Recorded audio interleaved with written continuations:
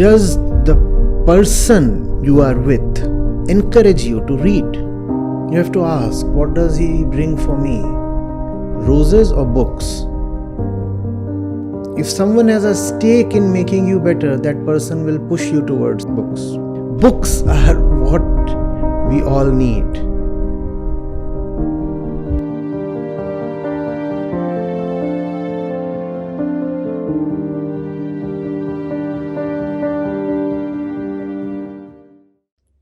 Sir, my question is, if the goal seems correct, then how do we decide when to be patient and when to aggressively pursue a particular goal?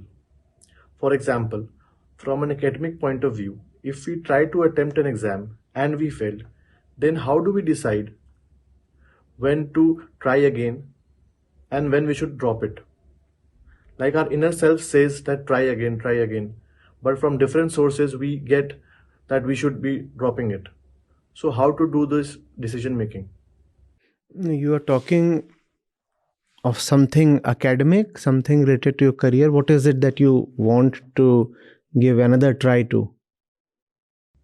Sir, I'm asking this generally, not a particular instance. If we have two contradicting thoughts, then how do we decide? It depends on the worth of your goal. Okay, sir. Tactics can be changed, routes can be changed. But if the goal is worthy enough, how can the goal be changed? Yes, sir. One does not choose a goal. One chooses to surrender himself to the goal. Or you could say, if the goal is chosen rightly, then the goal becomes your life. But that's only with respect to the right goal. If worthless or vague goals become your life, that's no good. First thing is to have the right goal for yourself. The goal cannot come by following the crowd or just deciding in a casual way. The goal has to come from careful consideration and asking yourself, have I not chosen similar goals in the past in a similar way? What came from them? What became of all that?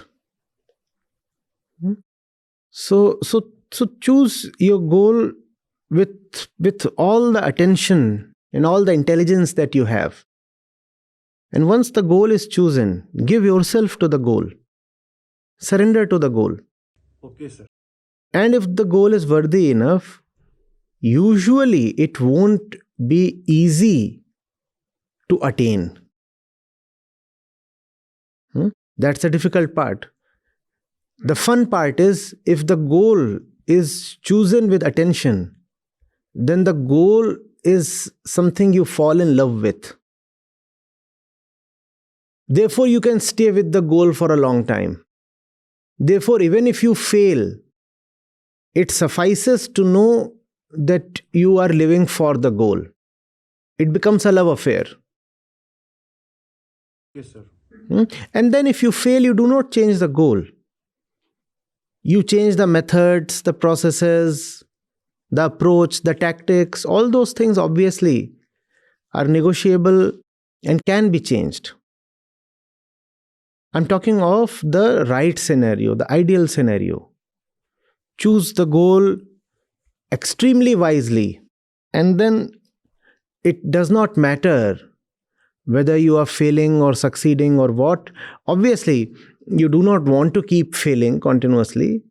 So you look at the process of living, the process through which you wanted to move towards whatever you chose, and then you make continuous improvements in the process.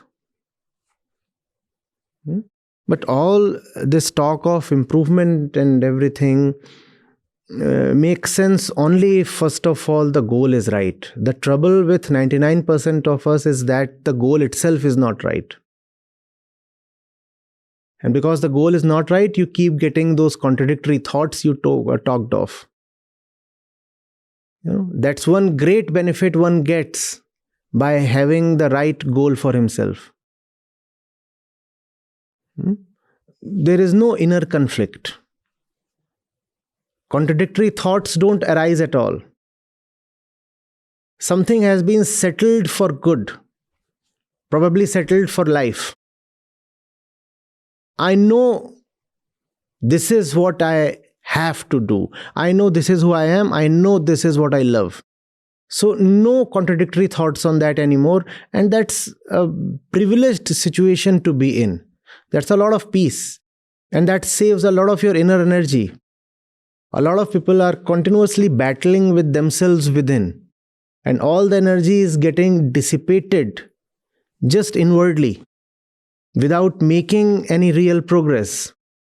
Like a vehicle accelerating in the neutral gear, burning a lot of fuel, getting heated, but making no progress.